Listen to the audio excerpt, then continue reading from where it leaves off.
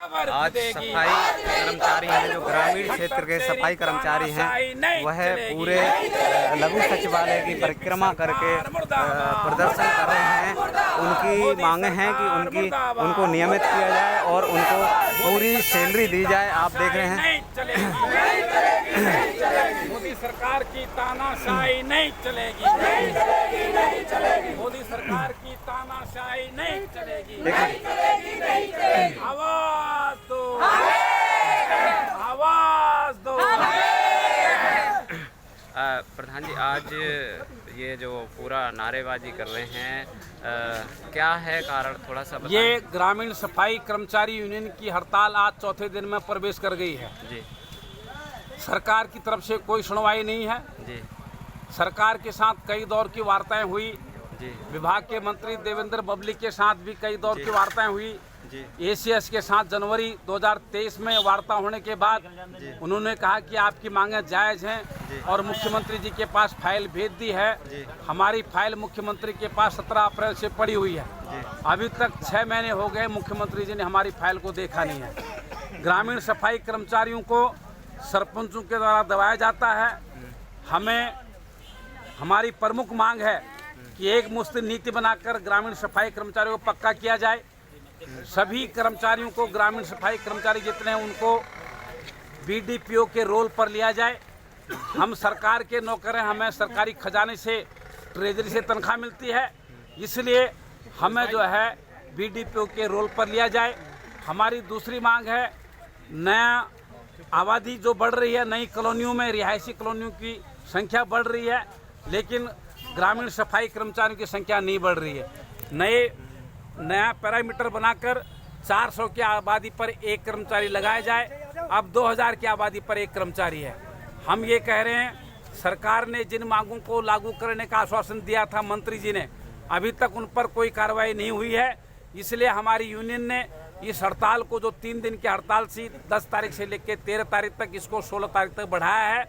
हम सरकार से कहना चाहते हैं हमारी मांगों को लागू किया जाए, अन्यथा ये आंदोलन और तेज होगा। एक बात है, जो एससी समाज के जो एमपी एमएलए हैं, सांसद और विधानसभाओं में जा रहे हैं कांग्रेस और बीजेपी में, वह कोई आवाज़ नहीं उठाते। ठीक है, इस तरह की अगर वो चाहते तो 2 मिनट में ये काम हो जाता। ठीक है, वो समाज की आवाज़ नहीं उठाते हैं। पिछड़ा वर्ग के भी एमपी एमएलए जो चुनकर जाते हैं, वो भी आवाज़ नहीं उठाते हैं। क्या लगता है कि ये देश आज़ादी के बाद भी एससी समाज और पिछड़ा वर्ग का जो एमपी एमएलए वह भी गुलाम है कांग्रेस और बीजेपी का?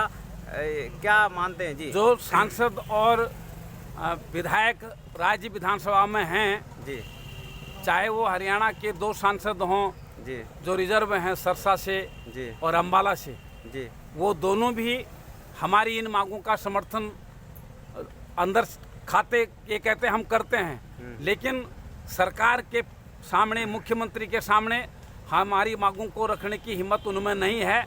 वो बिल्कुल पक्षपातपूर्ण रवैया रहता है। हम जाएंगे तो कहेंगे तुम्हारी मांगें ठीक हैं, लेकिन जहां पर मांगों का समाधान हो सकता है, मुख्यमंत्री के सामने जाकर के कहा जा सकता है, या सांसद कह दे मुख्यमंत्री से, भाई इनकी मांगें जायज़ हैं। जो सरसा से दुग्गल हमारी प्रदेश की जो है एमपी हैं रिजर्व कोटे से, वो सरसा में हमारे कर्मचारी, ग्रामीण सफाई कर्मचारी हड़ताल पर हैं।